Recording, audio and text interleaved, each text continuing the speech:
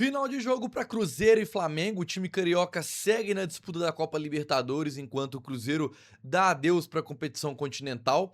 Um confronto que a gente tem muita coisa para falar, né? Tanto pelo lado do torcedor do Cruzeiro, tanto pelo lado do torcedor do Flamengo. Então vamos lá, que vocês sabem que pós-jogo desse tipo de jogo, assim, a gente sempre tem muita coisa pra falar, então a gente sempre pede like no vídeo, se inscreva aqui no canal. Hoje teve quadro novo estreando lá no Instagram também, junto com o JVJ e o Patrick Lopes. Em breve, novos integrantes aí, que chama Sem Esfriar. É um novo modelo que a gente começou a fazer aí, que logo após a partida ali, você pega, a gente puxa o telefone, grava um vídeo ali de 30 segundos, bem literalmente como o nome, né? Sem esfriar o calor do jogo, e a gente já passa a primeira impressão. E a minha impressão, logo quando eu gravo ali, é que pro torcedor do Cruzeiro, eu acho que é uma eliminação doída, porque quando competiu, quando o Cruzeiro quis jogar bola, eu acho que o torcedor teve noção que dava pra ter passado. E é a minha impressão, né? Vamos, aos poucos a gente vai destrinchando. Primeiro vamos falar da escalação do Cruzeiro e do Flamengo, né? O Cruzeiro veio a campo e aí, pra mim, uma grande surpresa, né?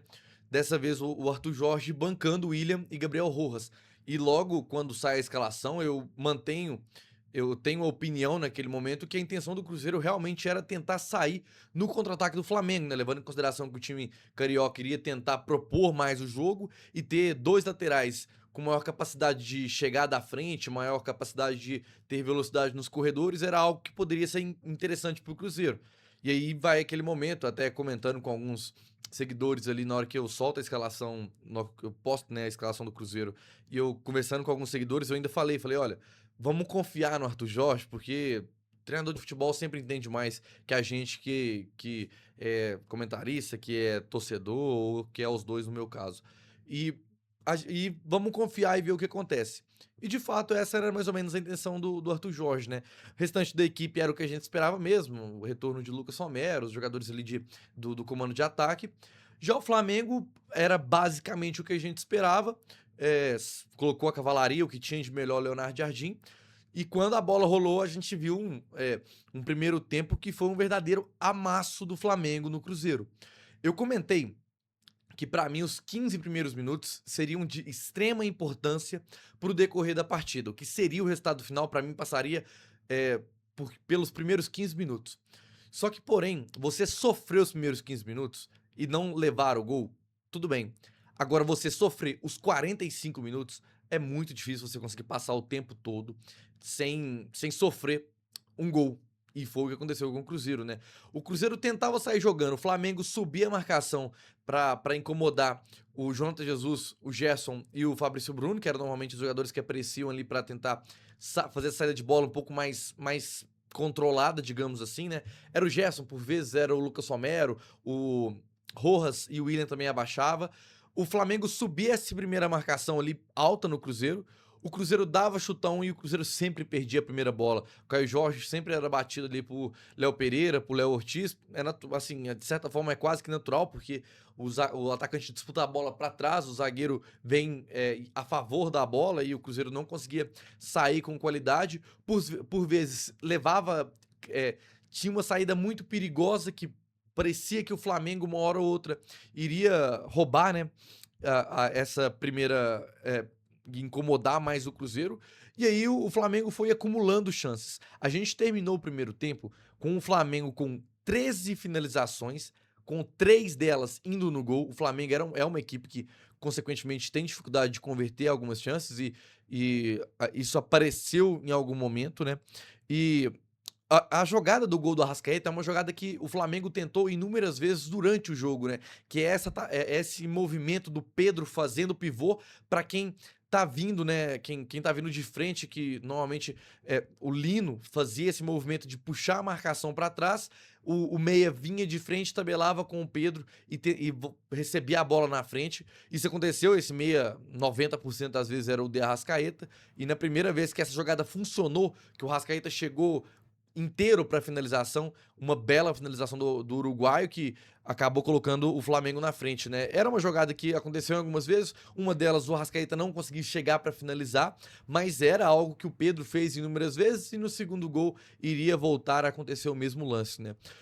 Quando a gente tem a parada para reidratação, o Arthur Jorge cobrando muito que o Cruzeiro subisse mais a marcação do Flamengo, né? Ou seja, que não deixasse o Flamengo trabalhar a bola com tanta tranquilidade, porque era uma característica do time do Leonardo Jardim. Como eu comentei no meu analisando o adversário do Cruzeiro, a posse de bola do Flamengo é uma posse de bola que tem apenas a intenção de construir espaços dentro do campo para os seus jogadores de frente atacarem essa última linha, atacarem esse espaço, e foi justamente o que aconteceu, né? O gol do Arrascaeta é um movimento que o Lino sai para poder abrir espaço nas costas, quem tá marcando acompanha, o Arrascaeta tabela, o Pedro devolve, o Arrascaeta cai no espaço livre dentro da área para finalizar.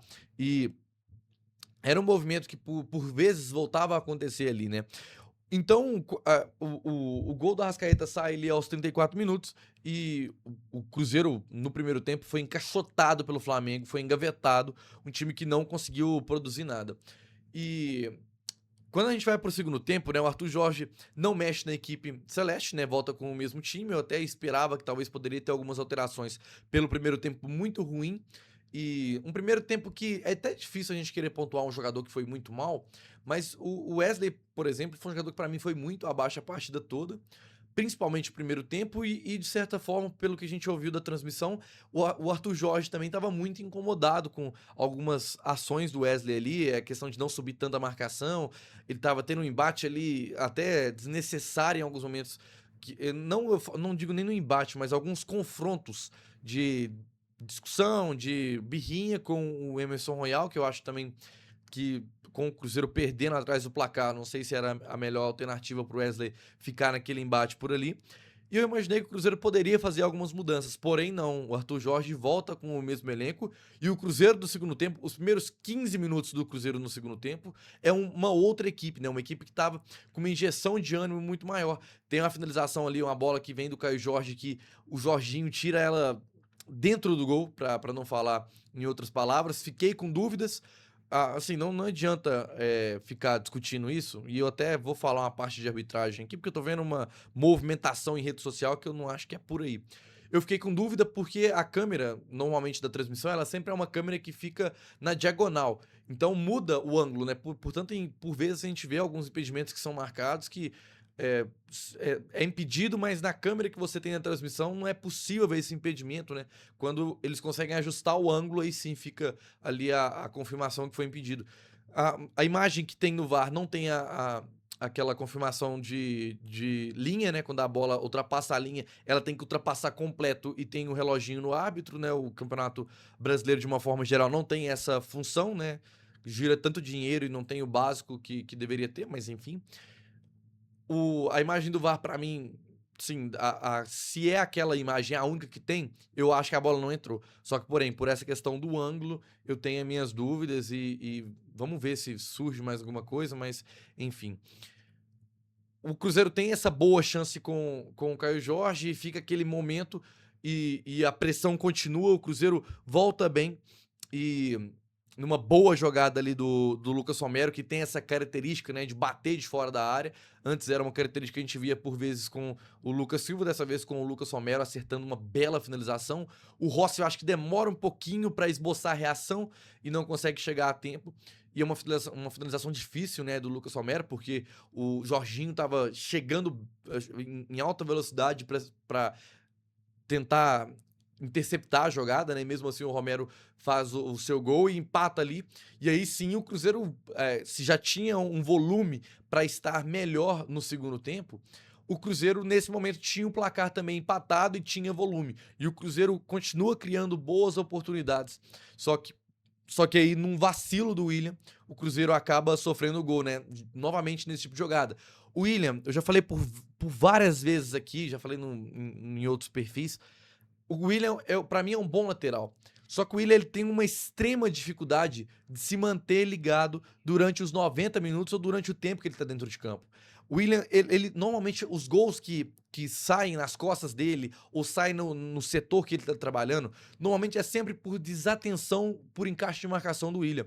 E novamente é isso, ele se perde na marcação do Lino, novamente essa parede de pivô com o Pedro, que foi algo que o Cruzeiro já tinha sofrendo um gol e já tinha por outras oportunidades sofrido boas finalizações do Flamengo por esse tipo de jogada, novamente o Pedro consegue acertar esse lance, o Samuel Lino cai cara a cara ali com o Otávio, ainda tem a tranquilidade para tirar o William da jogada e finaliza muito bem. Eu via uma galera comentando também sobre uma possível falha do Otávio. Eu não acho que é falha, porque naquele lance ali o espaço é muito curto e sempre fica aquele momento de tomada de decisão do goleiro para ver se vai bater firme, cruzado, se vai bater no canto do goleiro, porque é um momento ali que ele tem possibilidades. O Otávio leva a entender que é um lance que dava pra defender, porque ele põe a mão na bola, né? Então, talvez fique aquela expectativa de uma defesa melhor do Otávio. Mas, pra mim, não dá pra colocar na conta do goleiro do Cruzeiro. Sim, eu acho que é uma falha do William que, assim, cá entre nós, não acho que foi a melhor escolha do Arthur Jorge entrar com o lateral pelo lado direito, sendo o William com o Fagner, fazendo boas atuações, né? O Fagner não veio de momentos ruins com a camisa do Cruzeiro, só não foi titular no jogo de ida porque estava suspenso. Então eu confesso pra vocês que, mesmo entendendo o porquê que o Arthur Jorge entrou com o William e com o Rojas, eu acho que não foi a melhor escolha dentro do cenário que o jogo foi se acumulando, né? E depois do gol do Flamengo, o Cruzeiro desmorona, né? Assim, não tem mais se desorganiza dentro de campo e aí deu pra ver que a equipe sentiu bastante o gol que acabou colocando o Flamengo à frente novamente e acabou garantindo, né, a classificação do time rubro-negro.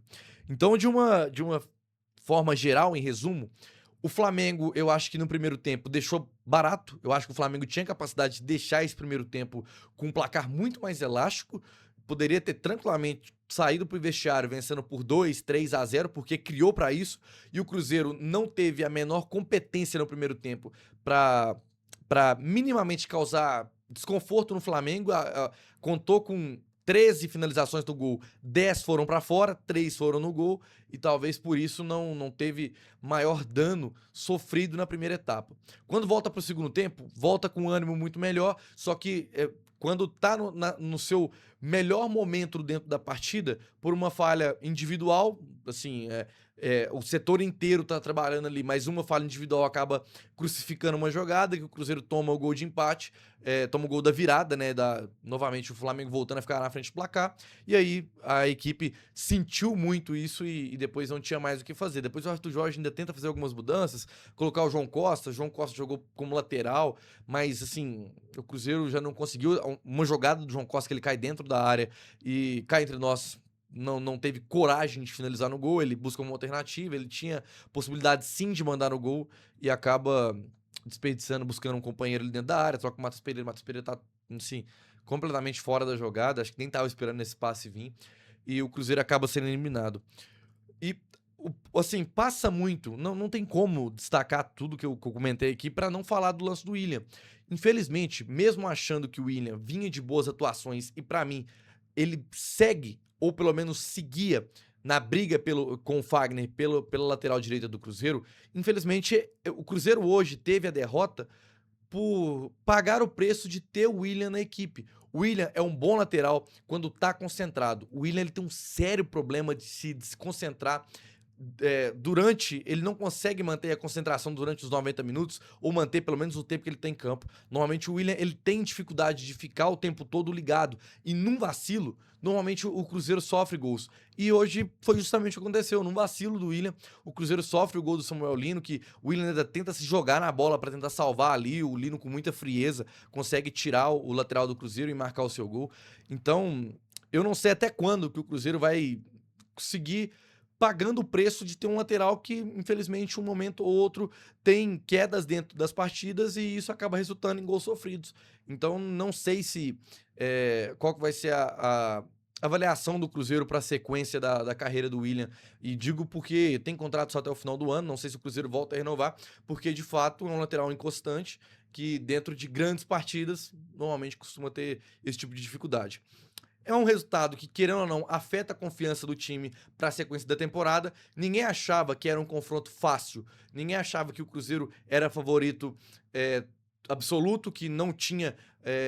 Que era um jogo que o Cruzeiro era um franco favorito. Mas é um fato que acaba afetando a sequência da temporada, porque era uma competição que havia uma grande expectativa. Vale destacar que o sorteio ele não foi um bom sorteio para o Cruzeiro. E e tanto por chaveamento quanto por pegar logo de cara o atual campeão, um dos times aí mais favoritos a novamente levantar a taça da Copa Libertadores. E agora é tentar voltar os ponteiros para o lugar, digamos assim, né? Porque ainda tem Copa do Brasil, ainda tem Campeonato Brasileiro. A Copa do Brasil, lógico, vai ter um peso muito maior agora que o Cruzeiro é a única Copa que o Cruzeiro segue disputando. E além de tudo, tem um clássico, né? Então, se a gente comentava que até o início de setembro a vida do Cruzeiro na temporada pode estar resolvida ou pode dar pelo menos o rumo para onde o Cruzeiro vai, agora ainda mais vai ter a pressão de seguir na Copa do Brasil, porque a Copa Libertadores já ficou pelo caminho. Então, para mim, afeta sim o que será o confronto da Copa do Brasil. E aí, vamos ver se os jogadores vão se sentir mais motivados porque tiveram uma eliminação com um adversário muito forte, ou então o que vai ser o mental desses jogadores do Cruzeiro, né? Eu tô vendo um grande movimento também nas redes sociais, com alguns torcedores querendo colocar essa derrota do Cruzeiro hoje na conta da arbitragem. Uma coisa que eu acho que não dá pra negar. Há decisões, e isso é em quase em todas as partidas de futebol, há decisões que a gente sempre vai achar que são questionáveis. Por exemplo, pra mim, o árbitro hoje, qualquer coisa que estava sendo pro lado do Flamengo, ele estava marcando, e pelo lado do Cruzeiro, eu acho que ele estava tendo muito mais cuidado pra analisar a chegada dos jogadores flamenguistas do que vice-versa. Isso é a minha opinião. No lance do Wesley com o Emerson Royal, eu não acho que há gatilho, porque muita gente cobrando expulsão. Pra mim, o Royal ele levanta o braço mais com um movimento de tentar se proteger, porque o Wesley vinha embalado, né? O Wesley não teve nem como se proteger, mas não há um gatilho, um movimento que ele tenta acertar de fato o Wesley. É uma jogada forte, mas eu entendo. O lance do gol, pra mim, a imagem é muito inconclusiva. E eu digo isso justamente por conta de ângulo que a gente tem na transmissão. Por várias vezes tem lances de impedimento que a gente vê que o árbitro dá no campo, o VAR confirma, na transmissão fica aquela impressão que não tem impedimento, mas quando ajusta o ângulo da câmera, que a câmera de fato consegue pegar a linha na direção certa, fica claro que tem um impedimento. Hoje, o que a gente viu no lance que o Jorginho tira a bola na linha, a imagem que tem na transmissão, pra mim, a bola não entrou completamente. Porém, eu não sei se caso, quando ajusta essa posição, se a bola de fato não teria entrado completa. É um acaso do futebol. Só que eu não acho que hoje seja plausível o torcedor do Cruzeiro tentar colocar essa derrota numa decisão de arbitragem ou então que você discorda de um lance ou outro. Pra mim, o Cruzeiro pagou por 45 minutos muito ruins e o Cruzeiro não dava pra se classificar num jogo tão decisivo de 90 minutos, tendo 15 bons minutos. Tendo 15 minutos onde você conseguiu minimamente levar perigo pro seu adversário. O problema não tá na arbitragem. Pra mim, o problema tá muito mais na postura que os jogadores do Cruzeiro hoje não conseguiram entregar em campo. Então, assim, sei que vai ter gente que vai discordar, que vai querer bater em arbitragem, mas infelizmente eu não consigo comprar esse discurso e eu não acho que seja o ideal.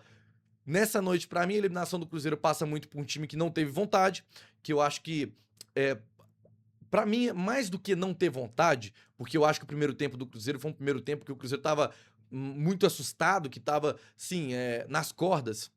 É diferente a postura de você jogar os 15 primeiros minutos numa tentativa de não sofrer tanto as investidas do seu adversário, do que você se recuar e, assim, de certa forma, nem conseguir produzir, porque o Cruzeiro hoje não produziu nos primeiros 40 minutos. A postura é muito diferente de você abdicar de jogar um tempo do que você abdicar de, nos primeiros 15 minutos, não sofrer. Então, acho que foi uma partida para se esquecer do Cruzeiro de uma forma geral e que vamos ver o que vai pesar para a sequência da temporada. Pelo lado do Flamengo, a moral vai lá em cima, porque é um resultado bom, né? Por mais que era o favorito ali numa perspectiva de decidir dentro de casa. Eu acho que o Cruzeiro deveria ter conseguindo produzir mais e o Flamengo sai grande dessa oitavas de final para seguir aí nas quartas de final, agora esperando o Tolima ou o Independente Del Valle. Então é isso, amigos. Finalizando aqui já 1 da manhã, cobertura aí desse jogo. Estive lá pelo Diário Celeste. E é isso. Até mais.